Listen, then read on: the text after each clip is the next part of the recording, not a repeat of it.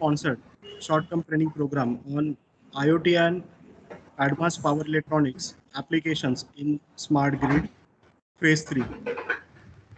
Today we are having eminent speaker Professor Dr.P.Kundu sir from SVNIT Surat. I welcome sir. Okay, thank you. Now I call Karnar madam to please introduce our resource person. Over to you, madam. Good morning, everyone. Professor Sunita Khanar here from Electrical Department of KKWIEER Institute of Engineering Education and Research, Nasik, Maharashtra. It is well said that heaven and hell are not geographic locations. The thoughts that you entertain create heaven or hell for you. So, participants, let us entertain such thoughts that create heaven, and we will start today's first session by Dr.P. Kundu sir. He did his B from University of Calcutta, ME from Indian Institute of Science, Bangalore, PhD from Indian Institute of Technology, Kharagpur. He worked as MTech and PhD examiner in various interviews and universities, coordinator for more than 8 training programs at SVNIT and other institutes, delivered expert talk at more than 12 events, served as subject expert for the GTE interview of assistant professor in electrical engineering. He guided more than PhD students. Some of his achievements are expertise with electrostatic field simulation using FEM software, expertise on development and operation of high voltage laboratory, studied ester-based insulation as a substitute of mineral oil insulation for power transformer, developed robust condition monitoring technique for induction motor, developed vacuum pressure impregnated insulation system for 6.6 and 11 kilovolt rotating electrical machine. He also published more than 9 papers in non-science, Scopus or Web of Science Index journals, developed high voltage laboratory, FEM computational laboratory in SVNIT, reviewer for the IEEE transactions on power delivery, electrical power system research, Journal of Applied Acoustic Interval, and many conferences.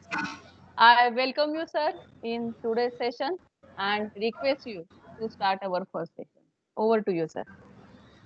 Okay. Yeah. Thank you, madam. Now I will start the session. So, if there is any communication drawback, you can immediately inform me because of this net. Are all of you able to see my computer screen? Yes, sir. Yeah. Now I will talk about the condition monitoring of transformer.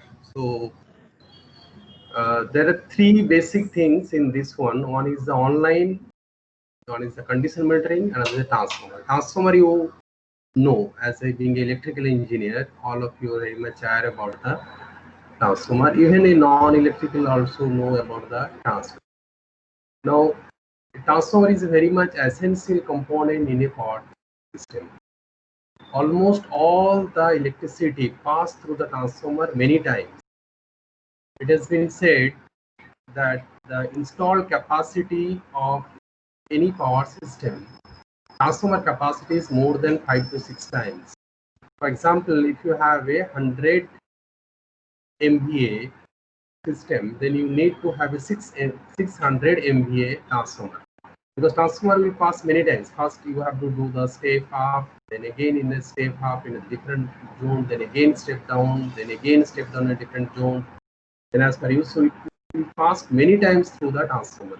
So that a transformer is a very much essential component of a power system. Now the condition monitoring.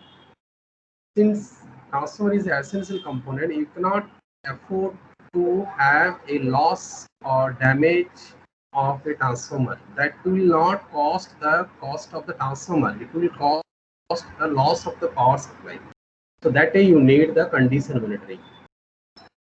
Then last part is that online, which is written fast. That condition monitoring can be done in the different area.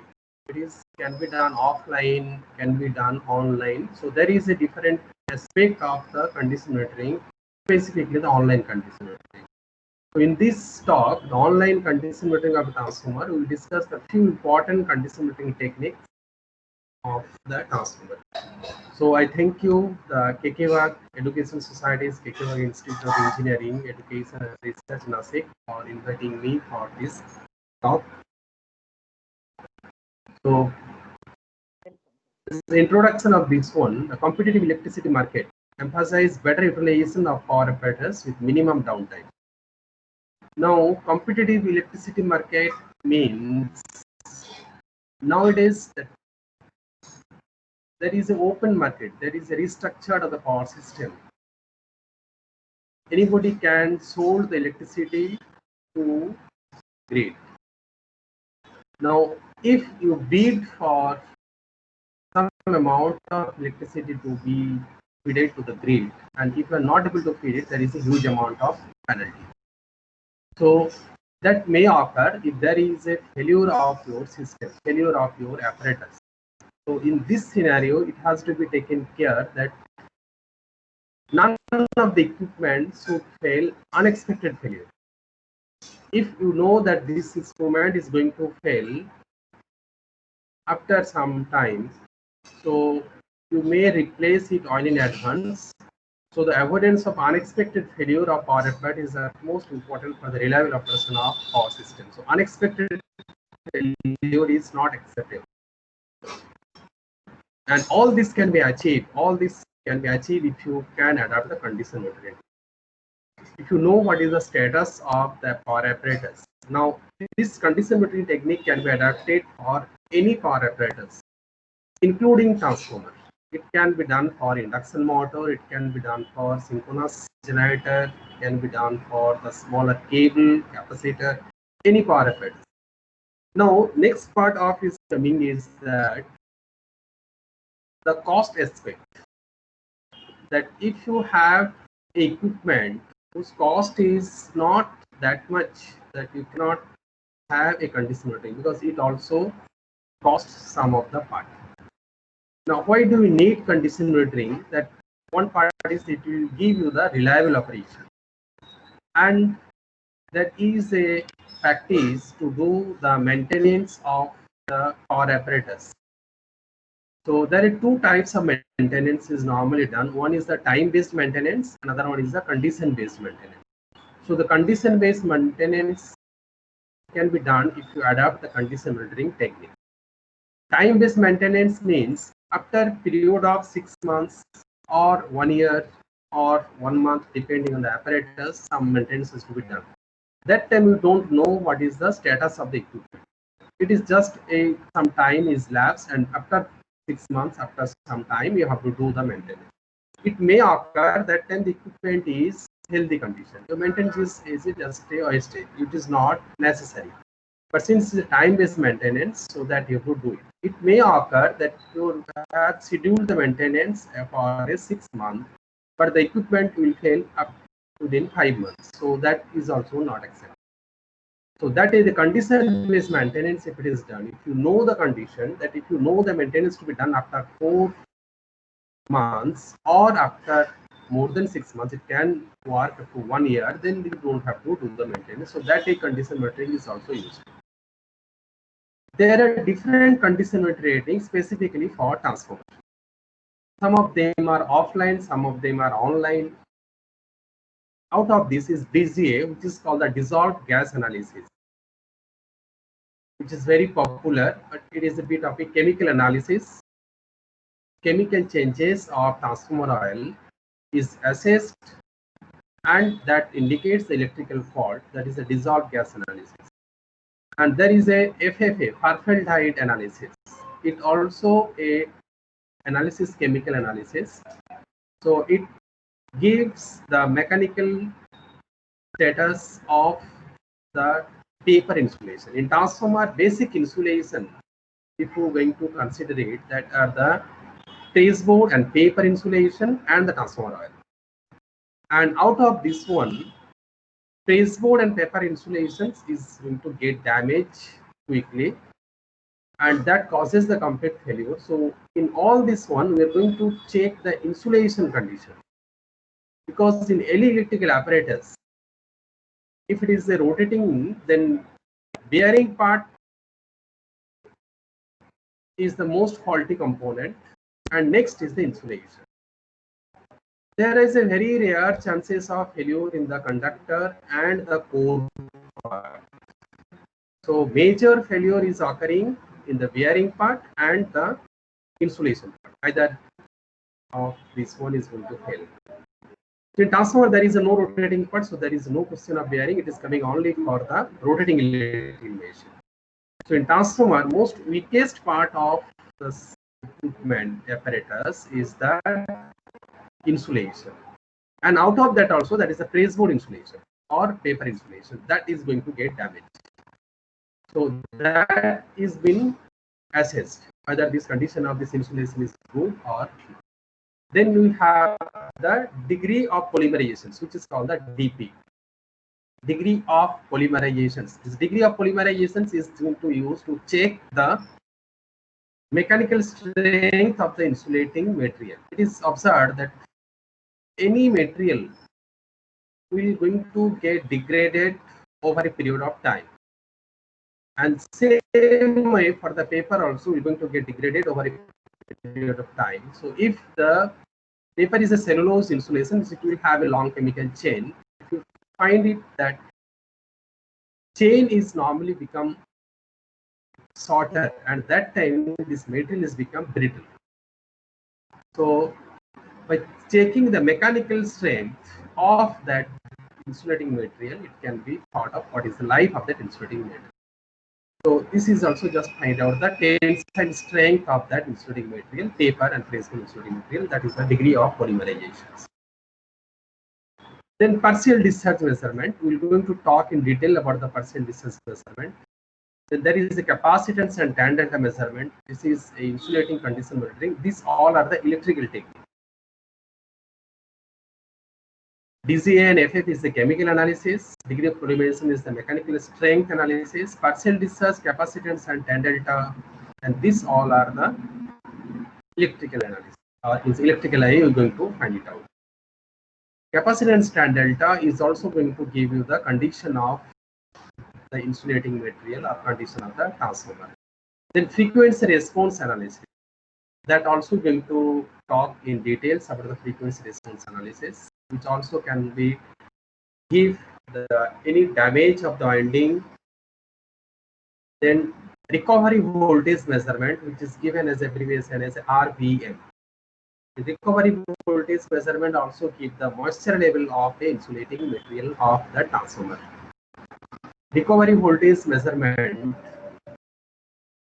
is to check the moisture content. It is told that moisture is the most common enemy of the insulations. If there is a moisture ingress inside the insulating material, then failure of this equipment is going to occur. Now there is a current and vibration measurement. This is normally done, and it is just to measure the input current and the vibrations of these machines, the transformer and ignition. That also condition monitoring is done. So condition monitoring can be done online. Online means equipment is in service. You are not taking any shutdown. You are not taking any shutdown of the equipment. This equipment in service. You don't have to switch off the supply. So this is more convenient to do it. If the technique is online, then it is more convenient to do it. Then there is offline. Offline means you have to switch off and take out the things from the supply. That is offline. So that time it has to be switch off the supply, and it is to be done in a offline. Now on site, in offline also it can be taken out from the supply, but it can be done at that location itself. You don't have to carry that equipment, that transformer, to any laboratory. The transformer is connected in some substations. So just disconnecting the supply, and there itself, in the substation itself, condition monitoring can be done. That is called the on-site. And in laboratory, that on-site, some of the condition monitoring technique is not possible, then you have to bring that one is in laboratory or in quasi-laboratory. If it is based on the noise level, to decide whether it is a laboratory or quasi-laboratory. So most effective condition monitoring technique for insulating material of a transformer are partial discharge measurement and frequency response analysis. So we'll talk these two in detail. Partial discharge measurement can be done online as well as offline. Both mode is possible. So it also can be done online. So first we are going to talk about some part of the partial discharge, which is the major causes of insulation failure in a transformer. So we'll understand about the fundamental of the partial discharges.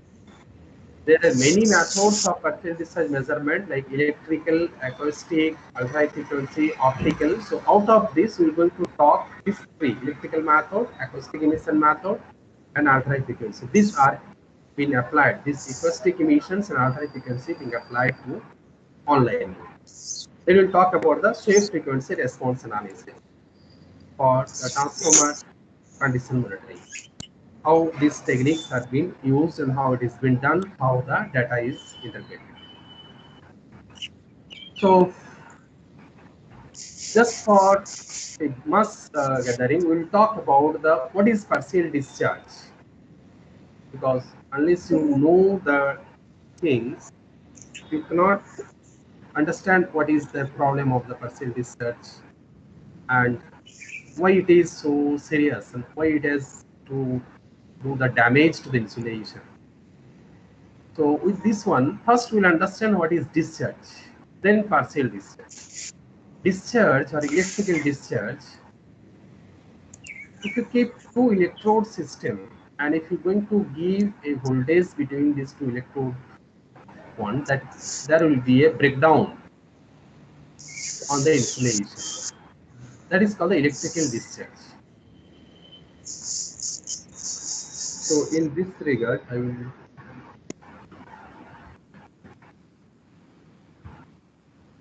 take the help of one diagram to tell about. Just here itself I will write it down. If you have a two electrode and you applied a voltage here, one is at higher voltages. So this is a high voltage phenomena. You applied the high voltage over here, voltage, and if you go on increasing the voltage, and in between there is insulation. It may be the gas, it's air, it may be solid insulation, it may be the liquid insulations. Any type of insulation is better. That this is one conductor, this is another conductor which is connected to the ground. So this is a normal electrode configurations. Now when you increase the voltage of this one, there will be a breakdown of this one. This insulation will no longer remain as insulation, but it will start conducting. Insulation will get ionized and will start conducting. That is called the breakdown, or that is electrical discharge. But this is the two electrode. This is the high voltage electrode. This is the ground electrode. This is the high voltage electrode, and this is the ground electrode. Now this discharge is bridging these two electrodes. Now if you have a situation that where the partial discharge is a localized electrical discharge, that only partially bridges the insulation between the conductors and which may or may not occur adjacent to the conductor. If this two electrode is not, this discharge is bridging, means it is connecting between these two. If it is not connected these two, then we call it as a partial discharge. So that may occur inside the void of it. So you can observe this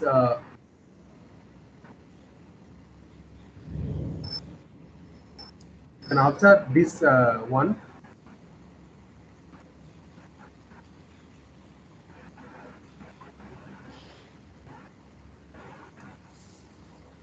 here there is a void inside. So this is a model of a cable. This is the conductor of that cable, single conductor cable, and this outer one is the sheath and connected to the ground. So this one is the model wise. This upper one is the conductor where high voltage will come, and this is the lower electrode is the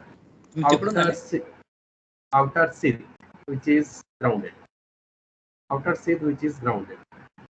Now this will have the insulations. It may be any sort of insulation. Whenever this will have the high voltage, say it is example, it is a 33 kV cable. So this is going to occur some, if there is some manufacturing defect, then void will occur, and that can give a discharge.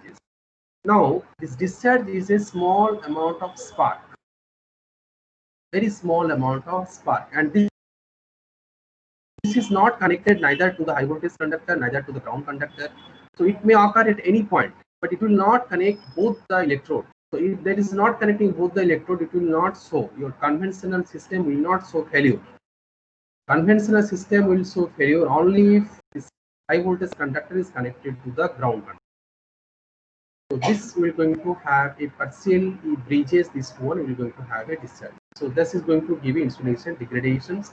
There are many phenomena is going to occur, and that is been adapted. It can have measured as electrical method, optical method, optoacoustic method, ultra frequency method, and acoustic method.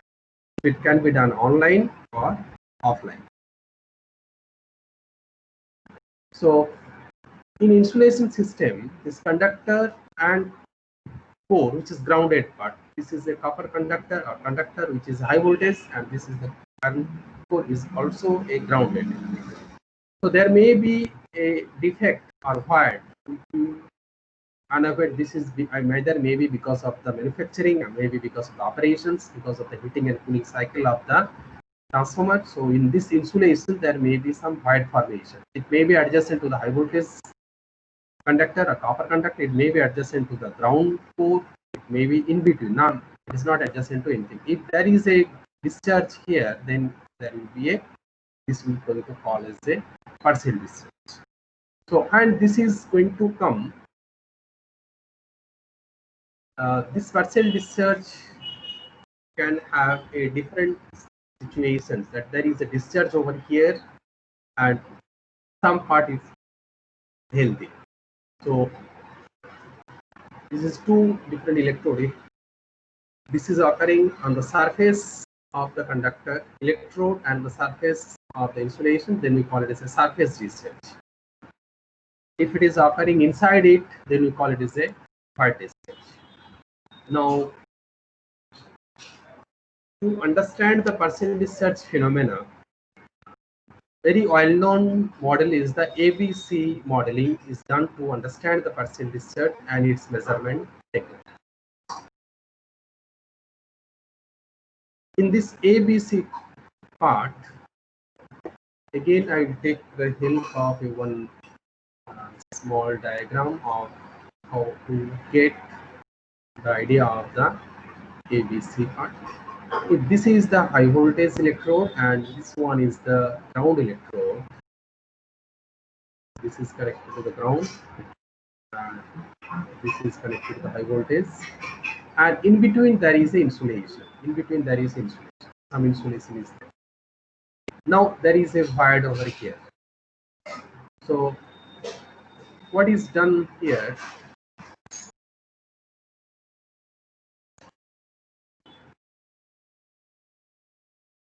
Void will be not completely. So discharge is going to occur only over here. So what you can observe it here in this all the insulation, just I have drawn only one void, and it is not touched with the insulation. It is not touched with the conductor. It is just some void. It may be here also. It may be in the conductor the ground.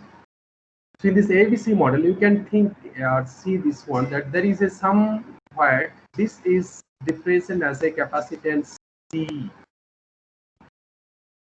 And in this void, in series with this void, there is a some healthy insulation. This part and this part. These two capacitance here as well as here together is called capacitance B, and rest this side and this side together we call it is a capacitance A. So this is the part of the ABC model. ABC model is done to understand the partial discharge phenomenon. Now what is happening when this voltage is being applied here, AC voltage is being applied or voltage is being applied here, then based on the capacitance value, based on this B and C, these two are in series.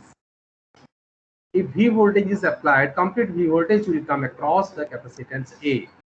So that is a healthy part inserted with the ABC series branch. So complete voltage will increase across capacitance A, but the voltage V will be divided according to the capacitance of the C and B. According to the capacitance C and B. Now the division of the voltage is normally occur with the, in case of the proportional to the impedance. Division of the voltage occurs proportional to the impedance. In a series cases, if you take two resistance R1 and R2, it is proportional to the, which is higher, we're going to take the higher voltages, which is lower, which take the lower voltage. That a voltage division is done. But it will be inversely proportional to the capacitance value, because impedance is inversely proportional to the capacitance value. So which capacitance is a smaller one, that we're going to take a more amount of voltage. Smaller capacitance we're going to take more amount of voltage. So this small part we're going to have a higher amount of voltage. So majority of voltage will increase across the wide part, capacitance C. So this gap, if it is not able to sustain that voltage, then there will be a breakdown will going to occur here. And this is waveform wise, it is represented this side, that as the voltage, this is the supply voltage, and this is the voltage in the series with, that is the A, voltage across the A, that is the supply voltage will be same as the voltage across the capacitance A. Now voltage across the capacitance B and C, VB plus VC will be equal to VA, that is the supply voltage.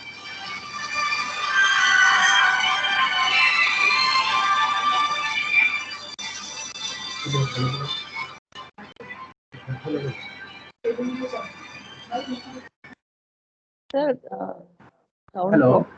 Yes, now it is clear, sir. Just can you please? Hello.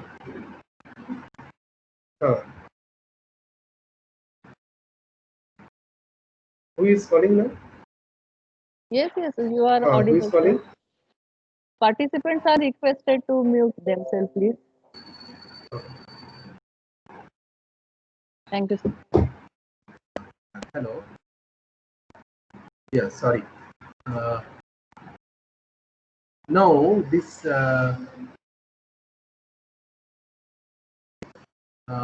PC is increasing.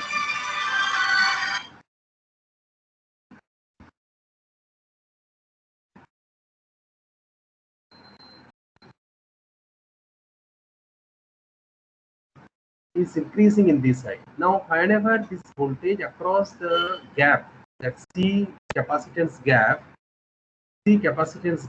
is more than the breakdown voltage, it will going to break. So if you take a, for example, a typical numerical example, this gap can sustain, say for example, 5 kV. Now you applied 100 kV.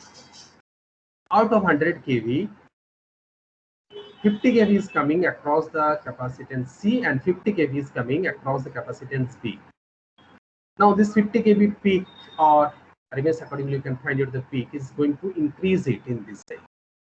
As soon as this gap can sustain only 5 kV, so 50 kV will slowly increase it according to this. But as soon as this voltage will reach, the instantaneous voltage will reach to 5 kV, it will going to break. As soon as this capacitance gap will break, the voltage will fall to 0. So voltage will fall to 0, and because of that 0, that breakdown will disappear. voltage across the capacitance C is now turned to 0.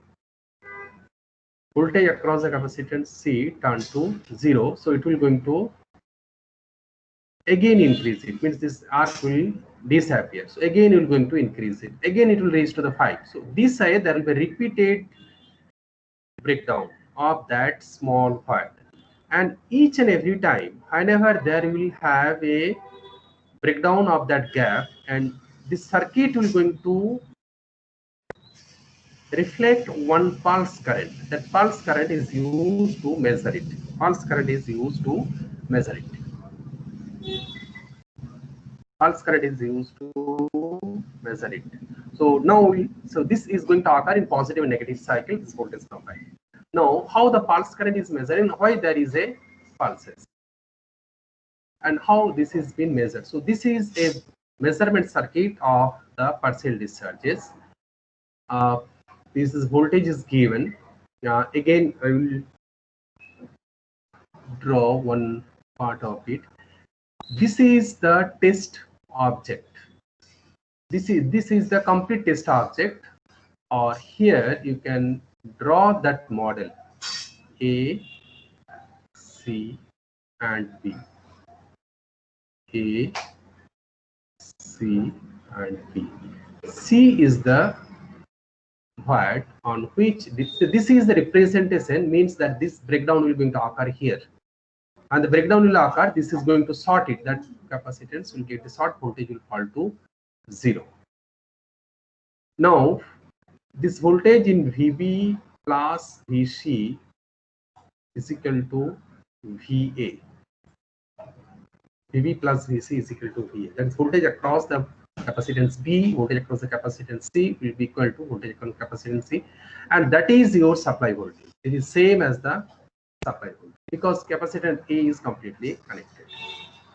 Now, and this is having very low impedance, right? This is having this Z, you call it is a matching impedance or water pull. This is a very low impedance, this Z. So even in these cases also very small voltage, even in the, if it is in kilovolt, some volt, even less than few volts it will going to come, less than 1 volt will come. So this sense, this is a very low impedance, so it is not going to affect. So complete voltage is good, it will amperes between this one. Now as soon as there is a fall of discharge of this particular part, then what is going to happen? That time VB is less than VA, normal situation.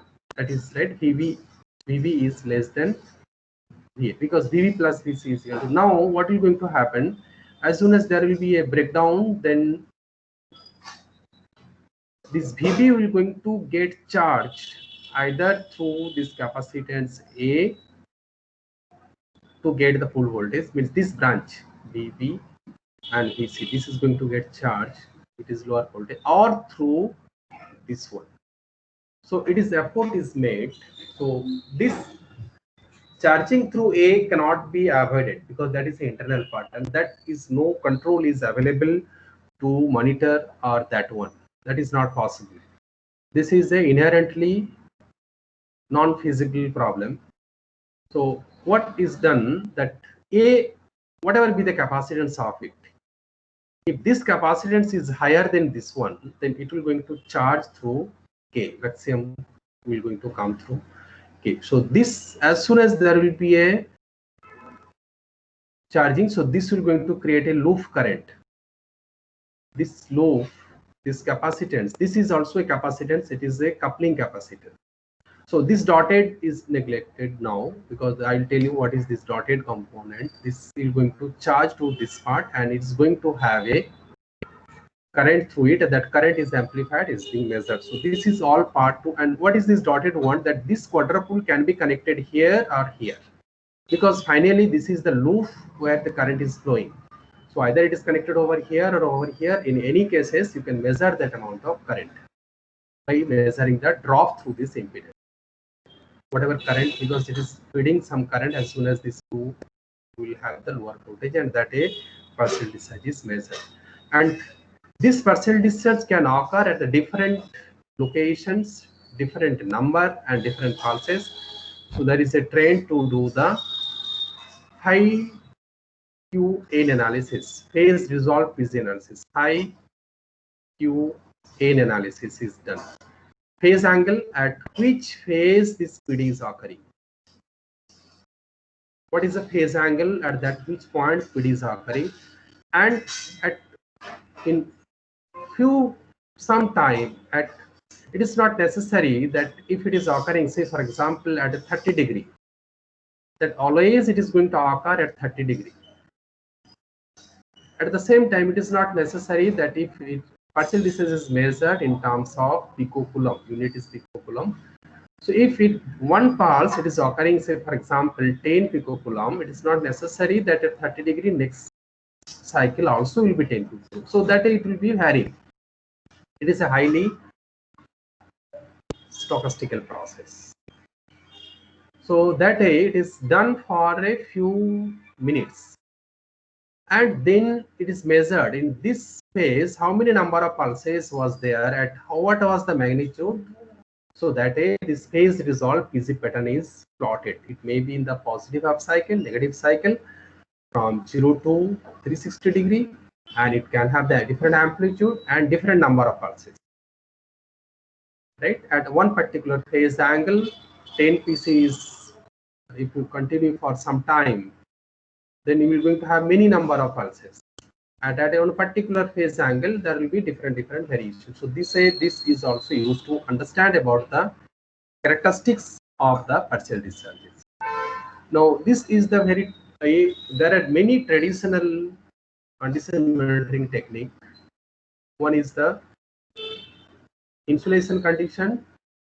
If based on this one, that Megger test, which is very common in the industry to do the Megger test, polarization index test, then high potential, just apply the higher voltages and partial discharge testing. So this I took from one references. It seems very good. That's took it, and we understand it how the other test and how the partial discharge is superior. If there is a good insulation, there is nothing, no partial discharge, no defect, nothing, then its Megger test will show high, polarization index will show good, hypotential test also will show the linear, all will show good, and there will be no measurable partial discharge. Partial discharge will not going to occur there. Now, if there is a small void, then marginal insulation is damaged. It is condition of the insulation is marginal, means it is little bit damaged. So Megger test also will show good. It's fair, means it's okay, acceptable. Polarization ratio will be fair, it is also acceptable. And leakage current because of the AC high potential test also will be linear. And the discharge activity will show little bit discharge will start here, and it will be balanced in both positive and negative side. Now in these cases, this is the most significant cases where if there is a little more amount of damage on the insulation, this Megger test will show okay, fair result. Polarization index also will show fair result. These two tests, specifically the Megger test, is done very frequently to assess the condition. But this situation, these two tests will not show the actual situation of the insulation. And there will be, this is the false fair, means this is called fair, but it is not actually the fair of the insulation. Insulation is not in good condition. This also show okay, but that is also not true, that insulation is not in good condition. This also will show there is a linear increase, then also it will not show increase in not good condition. So in this situation, there will have a increase in partial discharge. So in this situation of the cases, the partial discharge test is done, then you can assess that insulation is in a good condition. Now,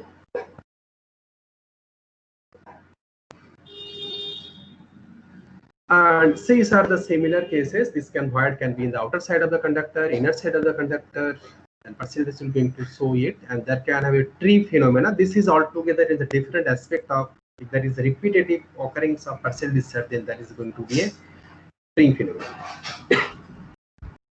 Now, this string phenomena will not be visible in a partial discharge. So that's why I cannot also emphasizely say that since partial discharge is showing most of the cases okay in this situation, this test is not able to detect this test is not able to detect this fault, then this test should be obsolete. But it is not that way. Normally, all the tests together able to assess the condition of insulation, condition of the transformer. For example, in the treeing cases, when there is a tree phenomena, then partial discharge will not show anything. It will show good in partial discharge cases, but whereas this maker and the polarization index will show the good. That will show the insulation is very, very low. That result will be accepted. It's not a false. Okay, so now we are going to have a acoustic partial discharge detection.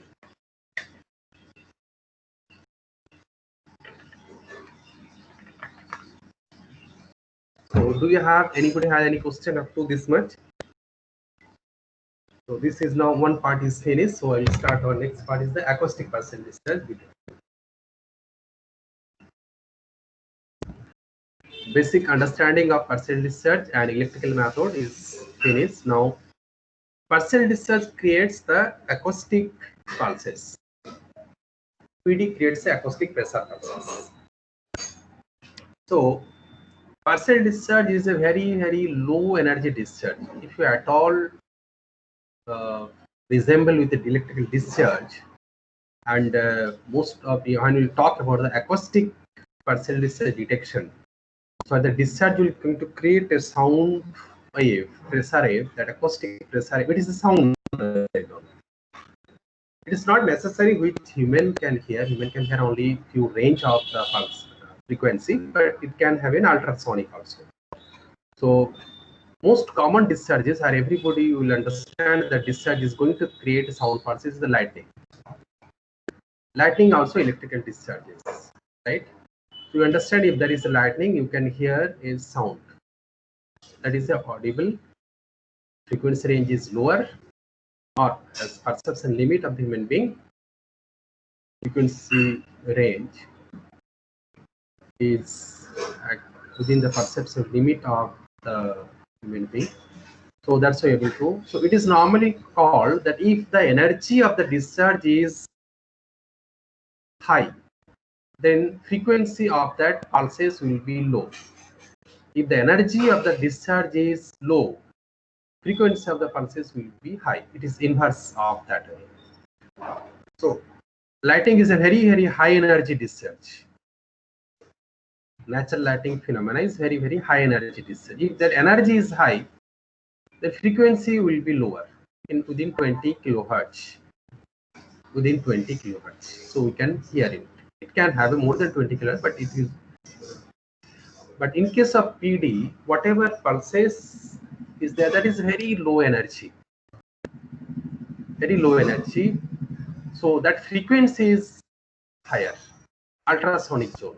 So we measure it through may not be possible to hear it sometime, but some cases it's possible to hear it also. But most of the pulses is coming in the higher frequency, ultrasonic frequency zone. So what is done, that PD will create a pressure wave. That pressure wave will propagate all the directions, and the piezoelectric sensor is connected, and that converts the pressure pulse into electrical signals, and that electrical signals is used to measure. So there is a propagations, and that sound pulse will take some time to propagate from the source to the sensor positions. Since there is a time travel, then we can locate the sources, and it can be used online because it is a pressure pulses sound wave that will not going to interfere with the electromagnetic waves, and it can be put outside the piezoelectric sensor can be put outside the transformer tank. So that is a non-invasive type, and it can be done online on site directly in the site itself. You can assess this one in the site itself. So this is a typical diagram is given. So already we have done electrical PD measurement circuit. So you can understand that this is the same one, that is the what we have written there is a coupling capacitor, that part, and this is the quadrupole Z, and it is going to the electrical PD measurement part. This is a high voltage source. So this part is the electrical PD component, and this is the sample one which is the one model electrode, and discharge has been created there. Discharge has been created here. This is your test position. This is the test position.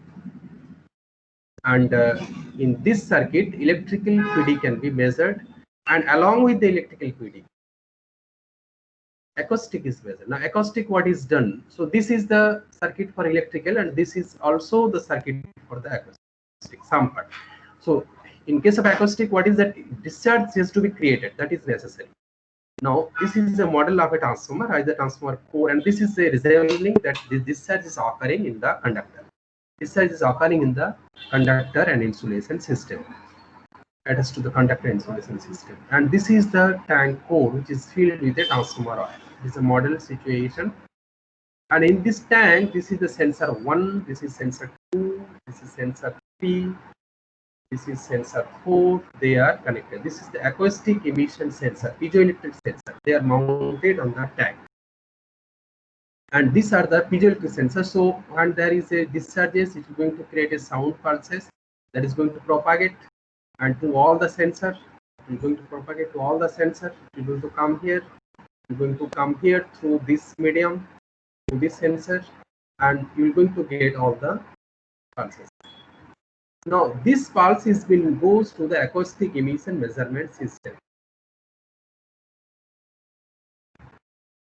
This pulse is going to the acoustic emission, this 4 pulse. So it can be a 4-channel oscilloscope or some dedicated devices for measuring this one. So this way it has been done. So this is the typical acoustic emission measurement system. So this is a typical setup, or this is test chamber, transformer, control panel, and this is the sensor. This is the sensor. This is the sensor. Is mounted, and through this wire, this is the part. That is a typical diagram. This is actual setup. This is connected there, and this is transformer. Inside this is a discharge is created. So that is not visible, and it is a high voltage supply is given through this one. Now, partial discharge is going to create this sort of pulses. Oscilloscope will measure or record. This is a typical partial discharge pulse. It is just a sample, right? There is different discharge is going to create a different. It is a typical waveform is given. It is going to have a high pulse. So from this we cannot understand anything. That there is a discharge is okay. Whether it is, how it is, and what that thing is. So in these cases, in condition monitoring, there is one integrated part of it, the signal processing, digital signal processing, because our measurement is in digital form. We go for the digital signal processing. There are few of the digital signal. There are many digital signal processing technique which is adapted for condition monitoring, assessing it. So when we are not able to tell anything from this type of time domain waveform, cannot conclude anything from here. You cannot infer anything from here. Then you go for the signal processing. What is the most common signal processing is that if it is not possible from the time domain, let us convert in the frequency domain by the first Fourier transform. This time domain signal is converted to the frequency domain. So there are many other ways to convert it to the frequency domain, other different technique, but very common one is the first Fourier transform that will convert it. So here what you can observe it that this frequency is coming somewhere around the 200 kilohertz, 150 kilohertz. So within 180 kilohertz the frequency is available. There is a certain zone where there is a peak occur. It may be around 40 kilohertz. So still it is not possible to measure with the human or hear from the human. So we need a instrument. There is a peak and certain zone. So based on this, there are different signal processing technique is adapted to measure it. That you can measure the median frequency, you can measure how much the peak frequency for the different zone of the PD.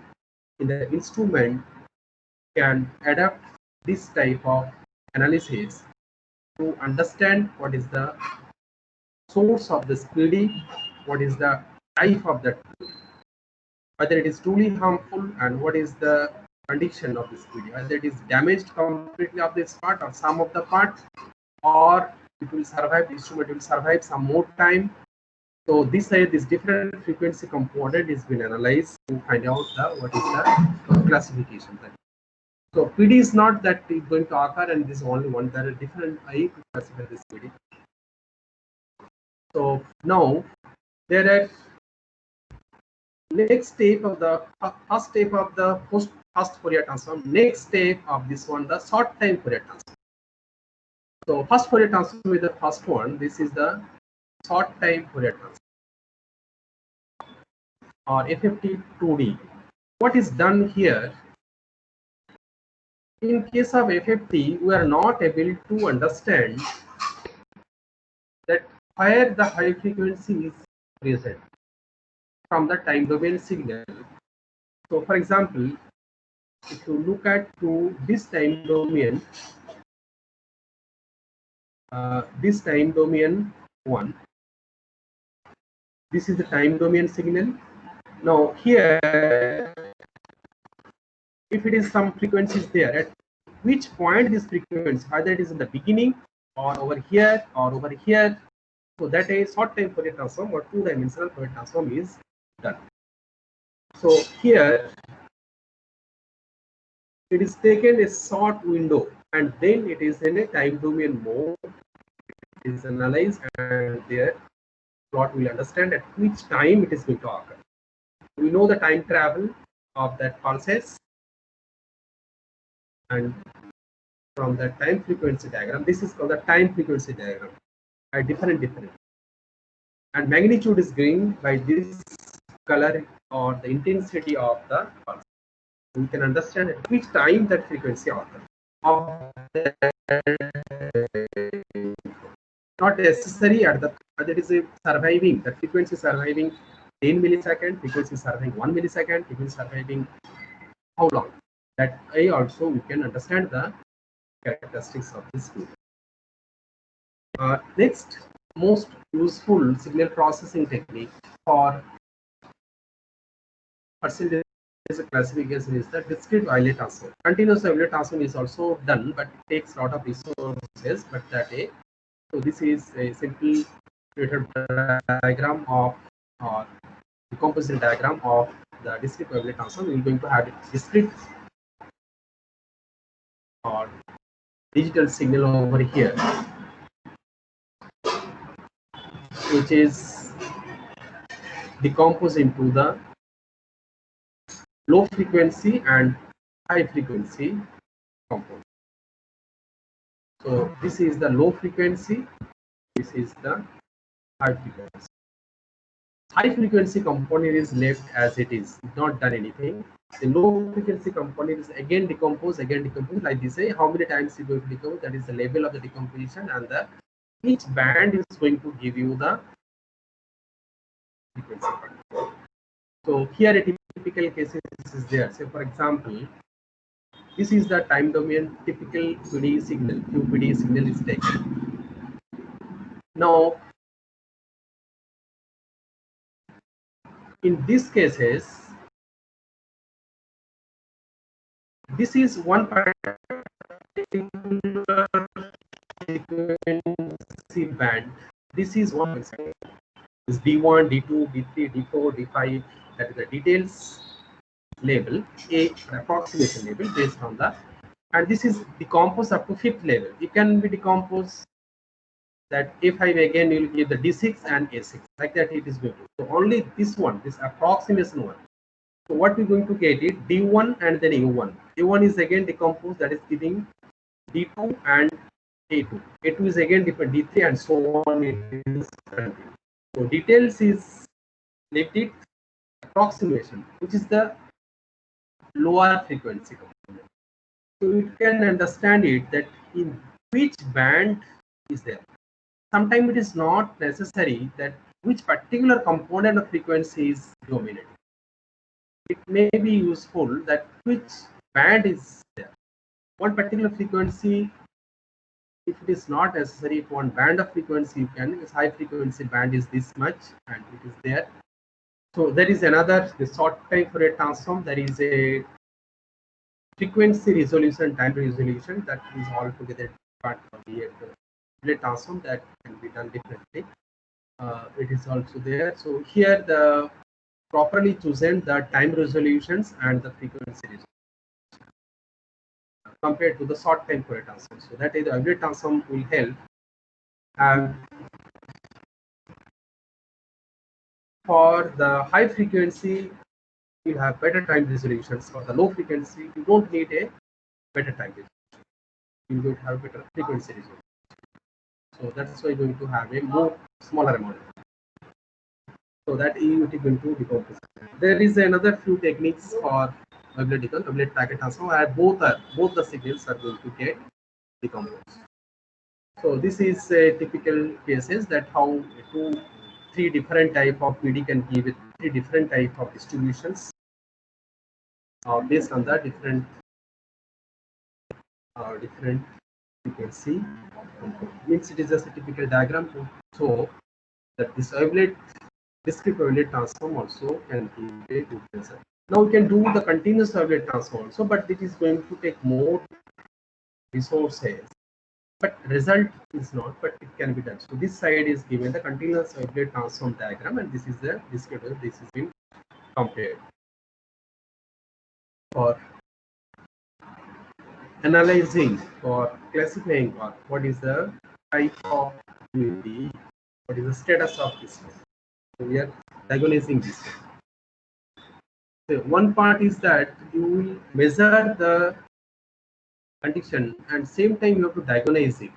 So the signal processing is basically to diagnose that what is there. Just recording will not going to help. We have recorded there is a PD signal of this time domain. This is the time domain you have recorded.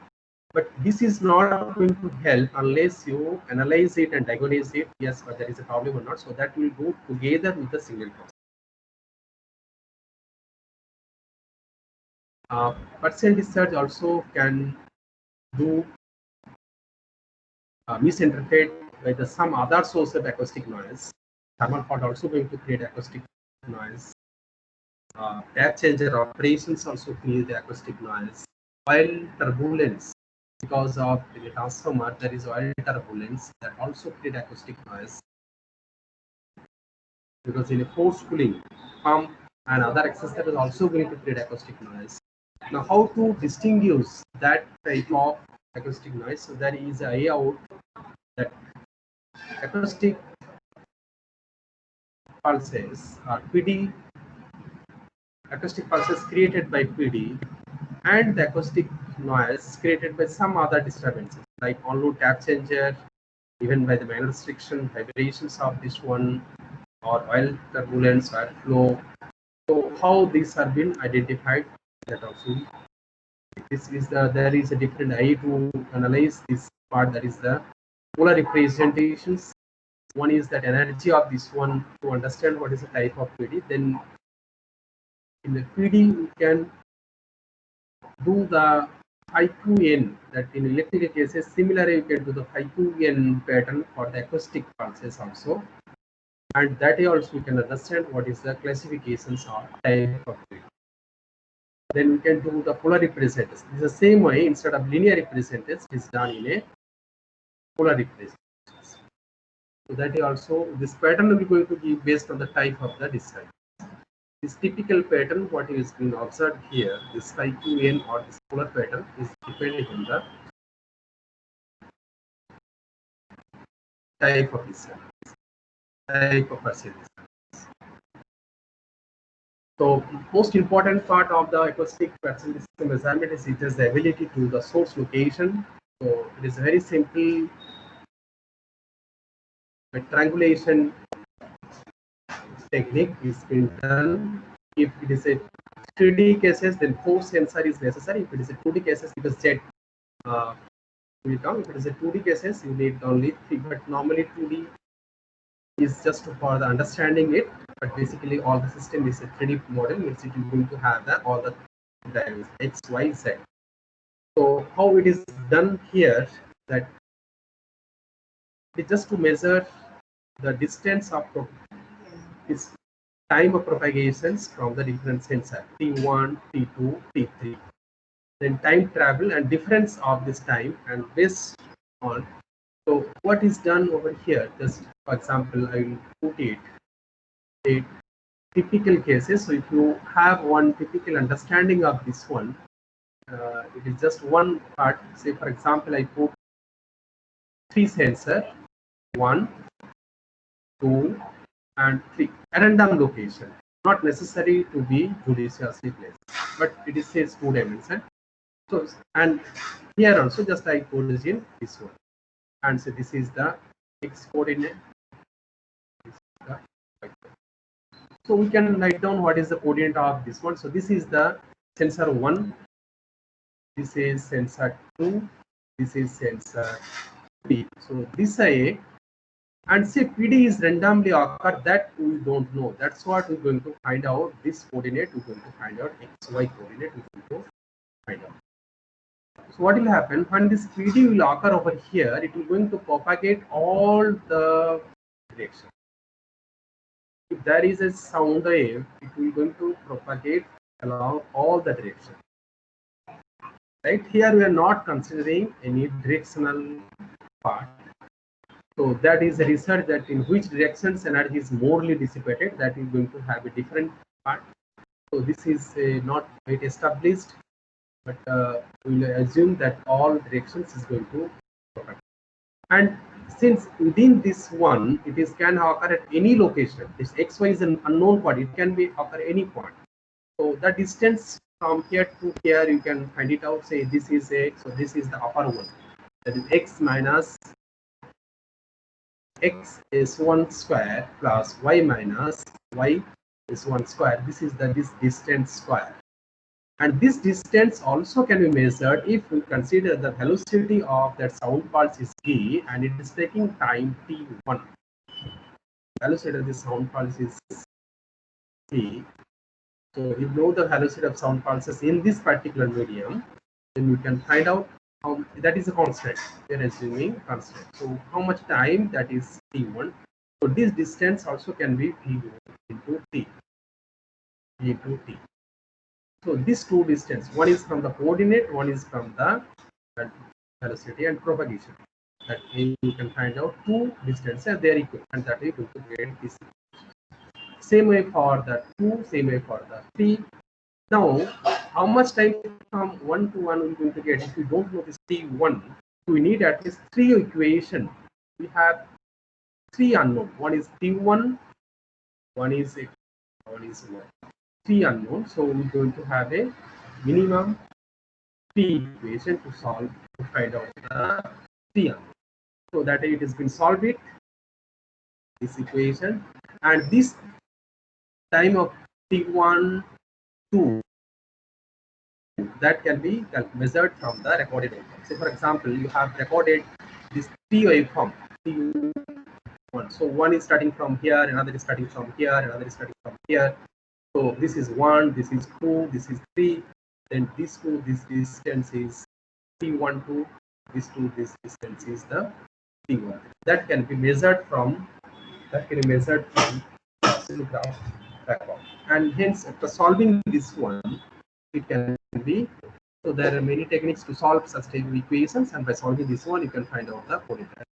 Same thing, non-iterative I also can find it out by changing the position of the sensor, and midpoint is find it out if there is equal distance, equal travel time. Now if it is a 3-dimensional, so you have 4 coordinates, 3 coordinates, 4 unknown, x, y, z coordinate and t. 4 unknown, 3 coordinate and t. So you need a 4 equations. So 4 equations means 4 sensor will come. So this is similar A. It is because it is a 3-dimensional. It is a 3-dimensional, so we're going to get a 3 different coordinate and 4 equations, same exactly similar A, and this is also been solved. Right? So in a 3-dimensional, we can have this solution. This is the 3 equations. This is these 4 equations with this x, y, z and t. This x, y, z And so this can be solved by any technique. To find out this x, y, z and t, 4 unknown, 4 equation. It can be solved. But remember, these are the non-linear equations. X square, y square, all things will be problem. But still it's possible to solve. So there is a, you can have a, this is a non-iterative technique. This all represent a sphere, and this is the equations of a 4 sphere. So 4 sphere will cut, and if cut will be a circle. All circle will cut, that is going to give a line, and this side we can also solve this part, right? So, and normally it will not going to give exact locations, but as far as the our requirement is concerned, it is fine. Instead of 0, if something is there, and 7.5, 6.9 in centimeter, and this is 30, is 30.3 centimeter. Okay, whenever you are going to open it in a huge transformer, if there is a distance of 1 or 2 centimeter error, 1 or 2 centimeter is not a huge. For example, if there is a huge transformer, you have located that fault is somewhere over here. So, but fault is after 1 centimeter. Even up to 6 centimeter is not a matter. Within 6 centimeter, 60 millimeter, you can find it out. But if it is over here on some other zone, if it is a distance of 1 meter, then it is a problem. Because whenever it is opened, if the location is somewhere over here of this fault is detected here, but is coming near about, so that is possible. So it is acceptable. It's engineeringly acceptable solution to find out the location of this. Now, GPS technique is also possible to adapt to find out the partial discharge source or location of the partial discharge using the acoustic test.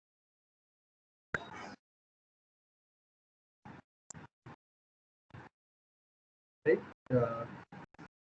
So, partial discharge A pulses and AR corona, and all are having a different frequency part. If there is a disturbances, then how to identify it? Normally, partial discharge will have a frequency range of 20 to 20 megahertz, but nominally around 150 kilohertz. 20 kilohertz to 2 megahertz, nominally up to 150 kilohertz. This is, observe the transformer this side, the frequency will go to have, right? And near about to this one, say it will come, say for example, 50 kilohertz to, say for example, 250 kilohertz. This is the peak is going on, and depending the type, it also varies. It's not a fixed every time 150 is going on. So it is, this is the zone that it may be around 50 kilohertz to 250 kilohertz. That is the majority of the component will be in this zone, right? So other cases, if there is outside current, outside discharge, outside partial discharge, that is going to give you a discharge of higher frequency. So that way, by frequency analysis itself, we can identify whether it is a PD created inside the transformer or some outside. Means if it is the acoustic pulses also, in acoustic pulses also, different acoustic source will going to create a different frequency. So this frequency analysis, frequency domain analysis is going to help to identify or eliminate the noises or non-essential A sources. Similarly, some of the zone is given. If there is a vibration on the tank, which is the down very low zone, it is also acoustics.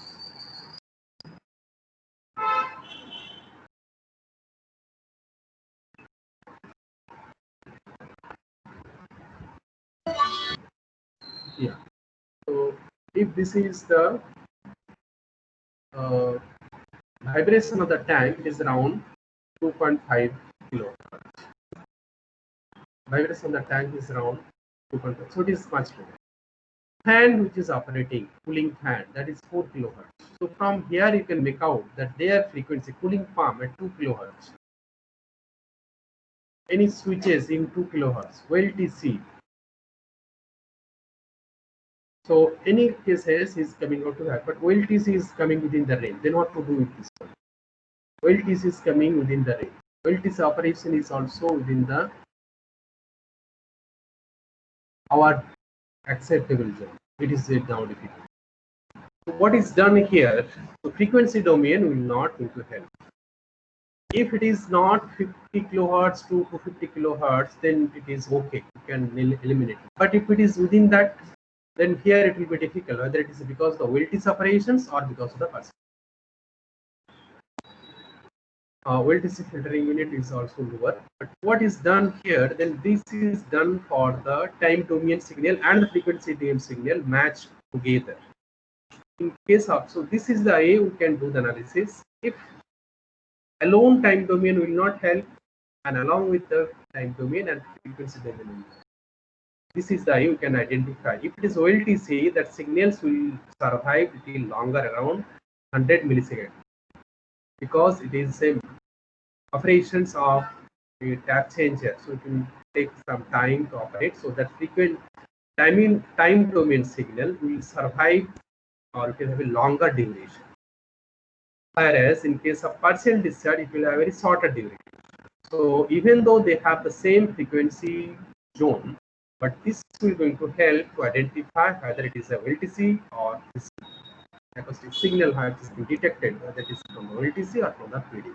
Right? So that if I combine it, so none of the single process technique is sufficient. We are going to do the analysis. Even condition monitoring, none of the single technique is sufficient.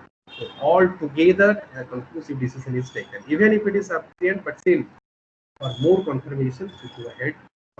Now we'll talk about the UHF partial discharge ultra high frequency sensor. It is quite similar, like acoustic. Similar and to mean sensor is different. Source location algorithm is same. So here also sensor is placed, but that was the piezoelectric sensor. It will have the high frequency antenna, because partial discharge pulses is also going to create a high frequency electromagnetic wave. That is only ultra high frequency wave. Electrical wave that will propagate all the directions, and by the antenna is going to measure it.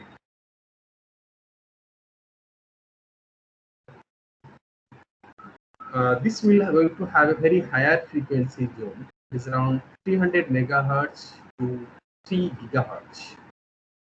Right? This electromagnetic wave is going to have a very higher frequency. So your sensor or antenna.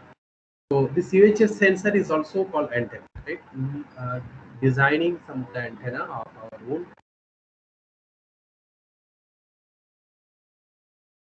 So this is going to have.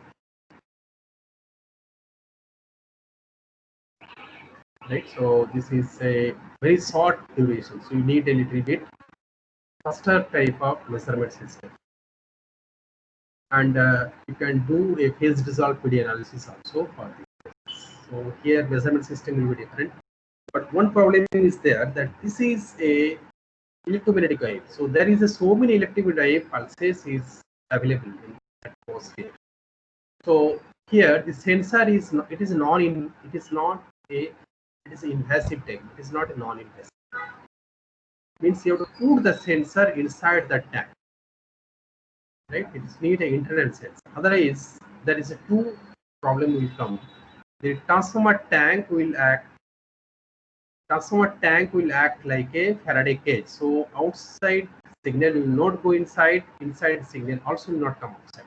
So if you put the sensor outside the tank, then inside signal will not be captured by the sensor outside.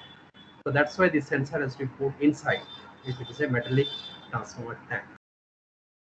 So that will also help that if you once able to put it inside the tank, that will also help that it will be immune to outer electromagnetic, because within the 3 megahertz to 300 megahertz to 3 gigahertz, that zone, there are many electromagnetic noise.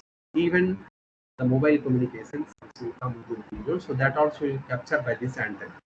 Even by the any wireless communication signal also will be captured by this.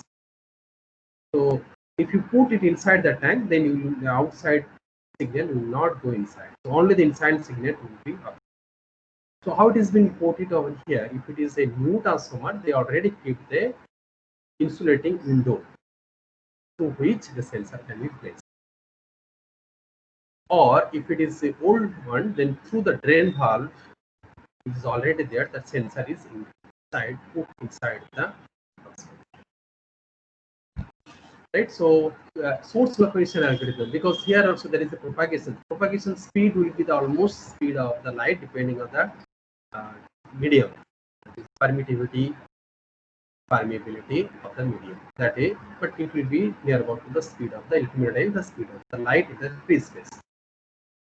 So same way this PD will have it, and it will going to propagate to the sensor, and the sensor will record it, and based on the triangulation, location is being measured, and the sensor positions is fitted best suited one.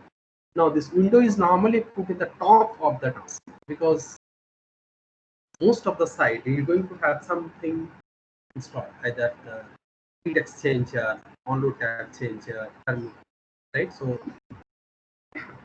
that will be installed there. So it is normally put on the UHF sensor, normally put on the top. It is not a matter. It is the only thing is that sensors should able to capture the signal.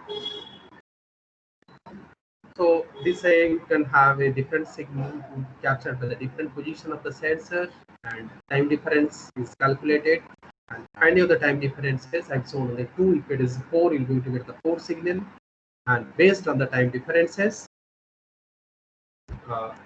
triangulations by the same formula as we see in the acoustic cases. The only thing is that velocity will be different. That is the only part. That was the velocity of the sound. That E, what you use it here, you going to use the velocity of the electromagnetic wave. This way you can locate it. Where is the source is going to occur? There is another technique to find out the source, that is the by the lookup table, because that what we have used over here for the source locations is both the transformer is a homogeneous, but it is not. Transformer will have the core, we have the winding, we have the transformer oil, and all the medium will have the different velocity, either in the electromagnetic wave as well as the acoustic, in both the cases. So I didn't talk that one. So what is done over here is they divide the transformer already. That within the transformer in any location if the PD occurs, they will find it out all the possible source or possible location, and out of that there is a 100 location, 100 small cubical tube where is made, finding specifically on the ending, and sensor is also placed in a some 4.4 sensor. Now if the PD is occurring, so there is a total is segmented in the 100 cubic. If it is occurring at a cubicle 1, then what is going to happen? What will be the time difference of this sensor? If it is occurring time 2, what is time difference 3, 4, like this way. It is this one is the velocity matrix, one is the propagation time matrix is been formed, and that is been matched with the exact propagation velocity matrix and propagation time matrix. That is, it is not a greater than, it is from propagation velocity matrix, we are going to get the propagation time matrix. It is just a arrow. It is not greater than, right? It's just a arrow. Means from this matrix we can get the time matrix. It is not that this is greater than this. Okay, so this way we can find it out. If this is the locations of the PD somewhere over here, and this is going to propagate, and we can have this lookup table, and we can find it out at the source, right? And from the differences, this algorithm is now we'll talk sweep frequency response analysis. This is also very.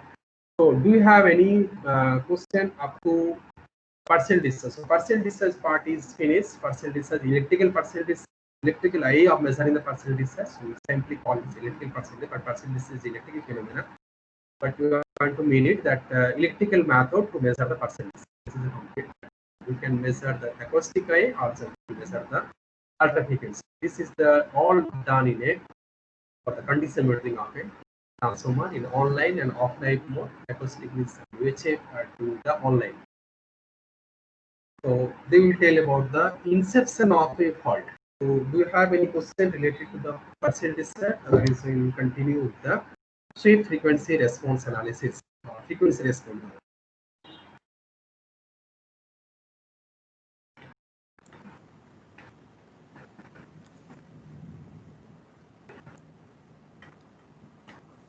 Participants No can question? unmute from your side and ask your questions.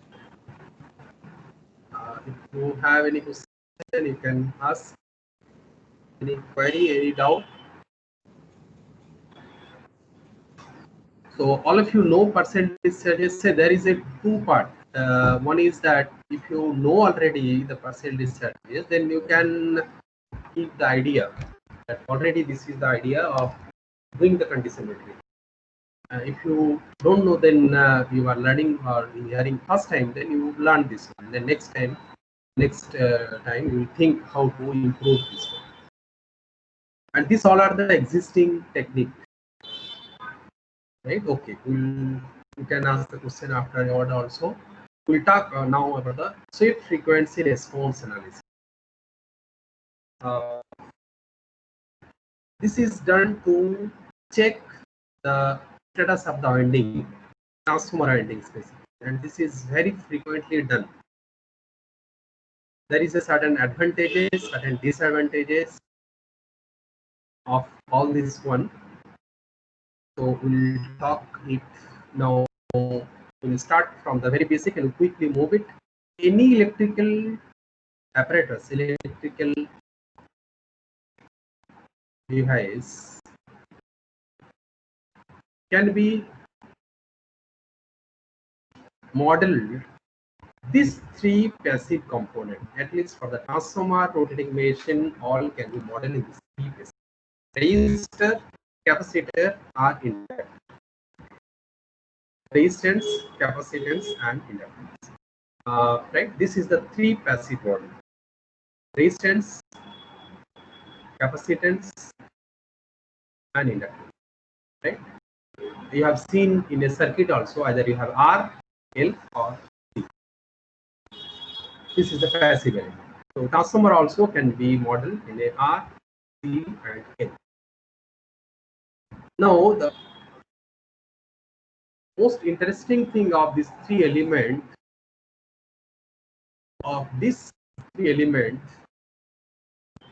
the response is different with respect to the AC signal frequency.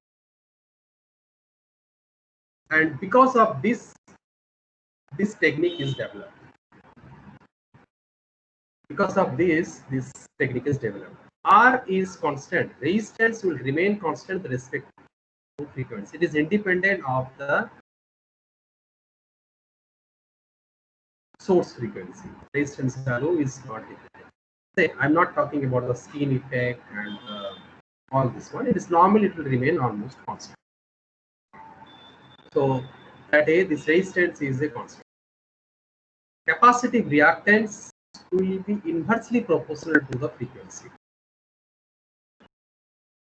If we vary the frequency of the source, the capacitive reactance will be changed, and that is inversely. If we higher frequency, lower capacitive reactances, what we can see higher capacity. So it is inversely. Whereas inductor is proportional. Inductor is proportional. If you increase the frequency, capacitive reactance, inductive reactance also will be more. So this property of three elements makes this technique is feasible. in any cases, if they are independent of frequency, if they are having the same nature of the frequency, then probably this technique is not it. So this is in a diagrammatic representations of this one. You can see that this is the resistance is remain constant. Resistance is remain constant for varying the frequency. The resistive in ohmic value, and this side is the hertz. This side is the hertz and this side is the ohmic value.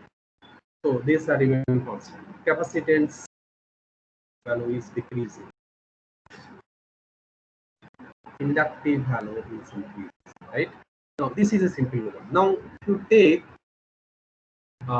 what is done in a SFRA, sweep frequency, why call it sweep? It is frequency response analysis, and since they were varying the frequency from one lower value to a band of frequency, we are going to measure. So what is done over here?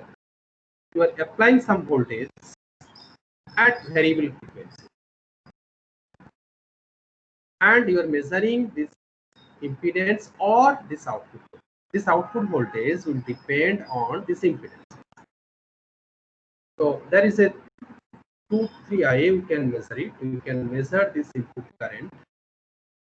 You can measure this output voltage. You can measure this impedance. Impedance, it can have a RLC. It is a three passive. It is a mix of three passive elements.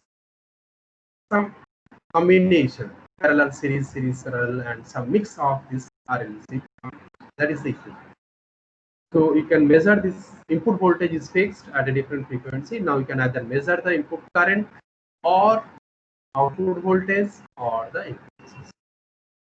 So that is been taken the ratio P output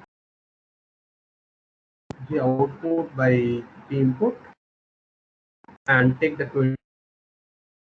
20 log 10 to give it in a dB. Right, and that has been plotted with respect to the frequency, and so if this Z impedance, we will take a very simple Z impedance of say this one. You're going to have RLC parallel combination. Some, it is a some model. It is not related to the transformer. There is some three passive element RLC are connected in parallel, and frequency is varying from very low frequency 5 hertz to 900 hertz, just for a understand. Then it is find out that the effective state is not constant. It is going to impedance is not constant. They are going to have resonating peak, and it will reduce, and it will have very different, right? So this type of response, this is the response, and you can convert into dB form also. That same thing will be converted into dB. You are going to get a response like this. So inductive, resistive, and resonance time, and the capacitor. You can write it down. So this is the response. That is a typical situations in a dB form is also given. So this is the cases for a very simple RLC. Now in a transformer, you can have a real transformer is very complex. So for understanding, it is this one. A real transformer, it will have the R, L, C, and it will be very complicated. Right? It's a typical one. There is much more to this diagram. Even this complexity will be such a high level that even we cannot make a diagrammatic representation, or whatever diagrammatic representations of the transformer is going to do it, that will be correct at some extent. The actual one will be still different. So what is this one? That you have a winding turn. So this turn, one turn, two turn, three turn, and like this, you will have the primary winding, secondary winding, and so on. So this turn to turn, you are going to have some capacitance. Then there will be a core, and in between there will be insulation. So the conductor to core, there will be some capacity. This is the first turn. This is the second turn. Then second turn to third turn also will have some capacity. Then first turn to second turn will also have some capacity. Like this side, we're going to continue. We're going to have a turns insulation, and this conductor, this turn will have some resistance and some inductance. Like this say, this pin. So this is one turns resistance, inductances, then turn to turn capacitances, and turn to core, that is a ground capacity. Like this, I am going to have a real transfer model. So this is very complicated pattern. It's not only 1R, 1L, 1C, and this values are also not conclusively possible to find it out. They will have some value, but that is conclusively cannot find it out. So its resonant pattern also will be different. So there will be a turn to turn series capacitances, turn capacitance turn to watt, and there will be inductances. And this capacitance inductances, though you are not able to find out how much conclusive, how much is the value, but they are depends on the geometry of the. For example, if there is a one turn over here today, this whatever will be the capacitance is one turn and one turn is here displaced, then this capacitance will be different. You may not know how much is this capacitance and how much is this capacitance, but one thing you can know that there is a variation of the capacitance. Whether this was 1 nanofarad, this has become 0.9 nanofarad, that is not the issue. Even we don't need it, but we need, this was a 1 nanofarad, this has become 0.9 nanofarad. But this is 1 nanofarad, it has varied to something else. It is not 1 nanofarad, that it is not the same. So that you can find it out for the case. So this is the typical frequency response of a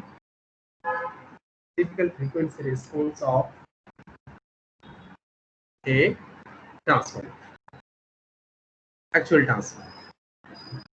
So what is done and how this has been calculated. So once a transformer response is obtained, this is one. So there are different because it is a complicated. Frequency is varying from say very low, even 20 hertz to 2 megahertz. Normally it is swiped from 20 hertz to 2 megahertz.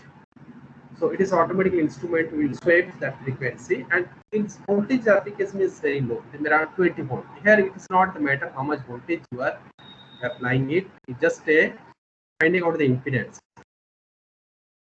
In this situation, you are going to get it. Now, because of some fault, because of some deformation, again if you measure it and the is coming out to be this one, then we can say it is not matching. And how much is the variation? What is the significance of these variations? That also can be studied, and that is also studied, and that also can be interpreted. So, but most important is that it is not matching with this one. That means there is a variation, there is a change. Means that this is the for the ending one or someday. This is after 6 months. Then you can understand that there is a variation. So ending one is not coming. Means it is there is a comparison. So here it is a comparison type. You have to compare this one, and it is also called the signature analysis. Initial day, whatever response you're going to get it, that will not tell whether it is a good or bad. That will not tell. This sweep frequency response analysis will not able to tell whether that response is good or bad. That is one response. That is one signature. Just like our signature, that we did our signature. So, and next time it will not be told that your signature is not good, but it is your signature. It is your representation. Now, next time when you do it, you have to do similar. But if it is not done, it is not done by you. It is not accepted. So that it is also called the signature analysis. This we will going to use for the condition.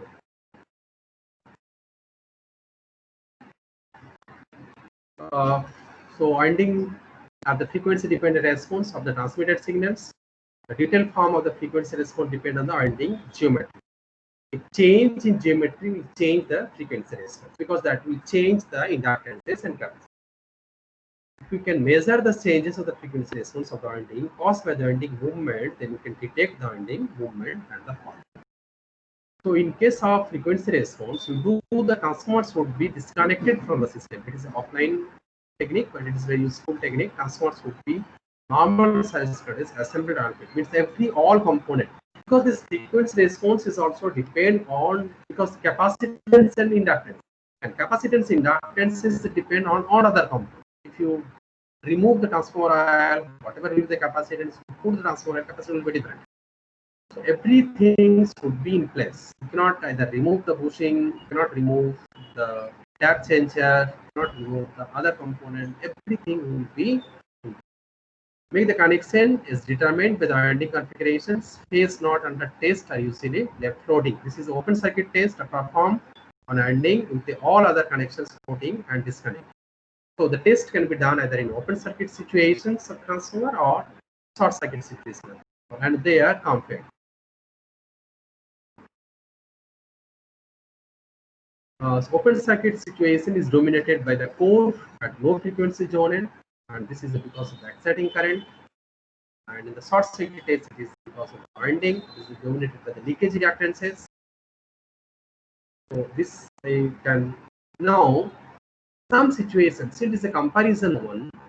In a transformer, you normally expect that all the three phases would be identical, but based on the position, based on the core nature, two outer phase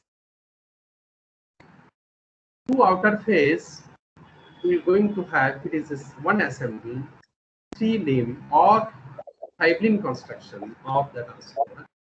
So one phase is over here, another phase is over here, another phase is over here. And this phase 1 and phase 3 will see the similarity, phase 2 will say. So there will be minor variation. Sometimes in the same transformer, phase 1 is compared with the phase 2 and phase 3. Then phase among themselves it has been compared. And all will be fine. But normally the center phase are normally little bit different because of its inherent nature, and that will going to come because of the core cases. So in case of open circuit cases, and we are going to do the tensor array for the center phases, then we don't do the for the core situations for the center. Core displacement we do 1 and 3 should be 10. So now there is a few disturbances which can also be the causes of different in frequency responses, which is not an actual fault of the transformer, but it is the because of some other phenomena, like if the magnetization is there. So before going for the cases, this core has to get the demagnetized. Now these are the different frequency zones to identify the fault cases. If it is less than, if there is a deformation or variation less than 10 kilohertz zone, because in x-axis frequency is been plotted, y-axis response magnitude is plotted, V out by V in or Z in dB form is been plotted. If there is a variation in this zone, lower frequency, that is the core deformations, this IA fault has been detected. It is open circuit, shorted turns, residual magnetism. If the fault is 10 kilohertz to 50 kilohertz zone, these are the type of. And based on the different frequency zone, fault is also expected to be different, and that it has been location or the type of the fault is also identified. But all together, it is the winding movement. Movement of the main tap winding leads, movement of the tap winding leads based on the frequency. So this I also divided into 5 different zones, 4 deformations, so high impedance turn-to-turn fault, 4 delaminations, winding deformations, main winding tap, and movement of the main tap. So that a different zone is going to give it. Now this is a visual inspection, looking to just to observing the effect. But there is a certain signal processing technique or statistical technique has been adapted to find it out the severity of that. Variation may be smaller variation, maybe because of our measurement technique, or how much variation is acceptable, what is the sensitivity of our measurement system. That is, this cross correlation coefficient is determined. There are number of statistical parameter which is used to analyze that wave frequency response analysis result. But out of this, cross correlation coefficient is most interesting or significant. If there is a minor variations, if there is two signal are identical, if the cross correlation coefficient is 1. But even if it is not 1, even if it is a 0.98, that is a minor variation, that can be because of the sensitivity of measurement system. That also we call it as a good cross. Then if this cross correlation coefficient is coming into this one, then you call it as a marginal variations, and if it is less than this one, then there is a need to do the investigation. Let's say cross correlation coefficient is a statistical parameter to find out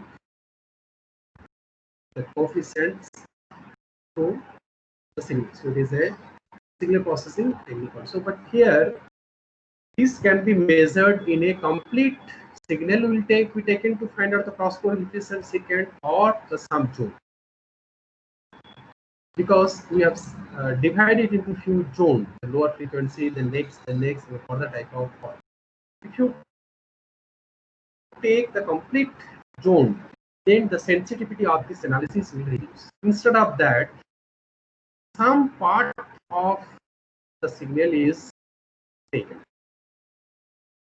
This based on the frequency. 10 to 1 kilohertz, 10 hertz to 1 kilohertz. This is first is hertz. First one is this is hertz.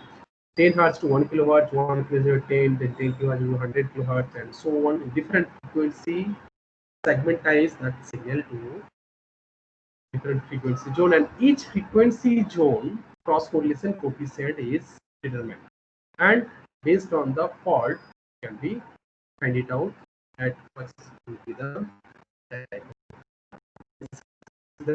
different fault created and cross correlation signal is captured and cross correlation is determined. So this is a comparison method. Means you need a reference, otherwise you cannot tell it. One response inherently cannot be told whether it is good or bad, whatever be it said. You should have a references. So this reference is that if it is a new today, you can record it and that will be compared in the next condensation type.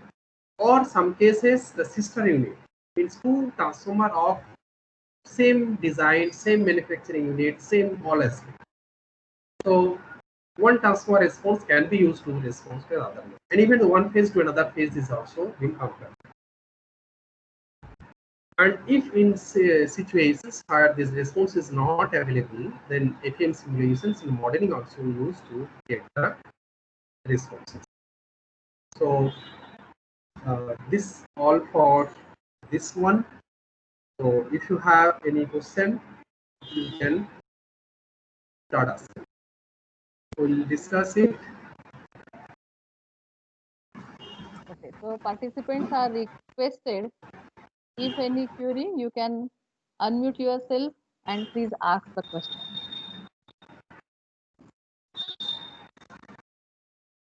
Two participants.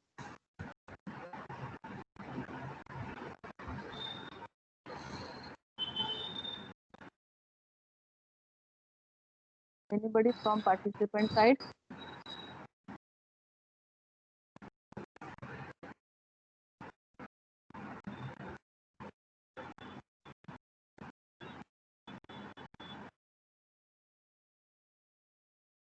from participants? Anybody have any query? You can unmute yourself.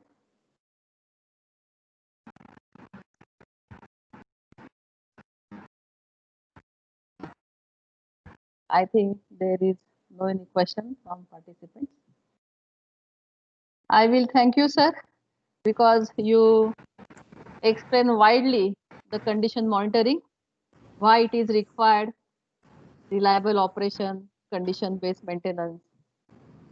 What is that condition monitoring, FFA, DP, current vibration, and how that condition monitoring can be done in different ways like online, offline, on-site, and in laboratory also. So you also explain nicely the effective condition monitoring techniques like partial discharge detection, sweep frequency response analysis, partial discharge. And I think it is really value added session for the participants because our participants are UG students as well as PG, research scholars, faculty, and also few participants are from industry side. So I am very much thankful to Dr. Kundu sir, and I hope your same cooperation in future also, sir. Okay. Thank you. Thank you Thank you, all. sir. Yeah. And dear participants, now we will meet in afternoon session, including validatory function. In afternoon, we will meet Mr. Vikrant Sankhe on the topic IoT applications in industry. So I conclude this session here. Thank you and have a nice day to all.